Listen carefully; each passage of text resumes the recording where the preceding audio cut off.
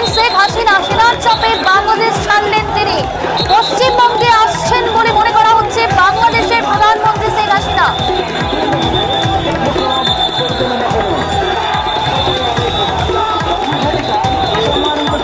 অতনু রয়েছে আমাদের সঙ্গে টেলিফোন লাইনে।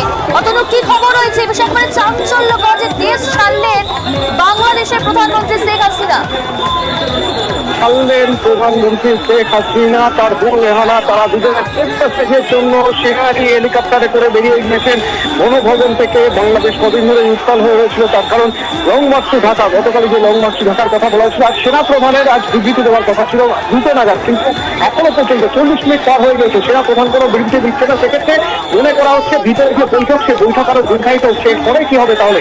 সেনা শাসন সেই দিকে কি যাচ্ছে বাংলাদেশ? অন্তত সেরকম চিন্তা ভাবনা করছে আন্তর্জাতিক মহলে যারা চর্চা করছেন এই বিষয়ে। এরই মাঝে সবচেয়ে বড় খবর বাংলাদেশ থেকে এলো। বিভিন্ন সংবাদ মাধ্যম যুক্ত বেশ কিছুক্ষণ ধরে আমরা যে খবর পাচ্ছিলাম, কিন্তু কনফার্ম না হয়ে আমরা দর্শকদের সে খবর জানাই না। এই মুহূর্তে কনফার্ম খবর আমরা জানাচ্ছি দর্শকদের। বাংলাদেশ প্রধানমন্ত্রী শেখ হাসিনা এবং তার সঙ্গে তার বোন, তারা দুজনে সেফ ট্রান্সফারের জন্য গিয়েছেন। এই সেফ ট্রান্সফার কোথায় তা এখনই নির্ধারিত বলা যাচ্ছে না, বা সেটা এখনই বলা সম্ভব নয়।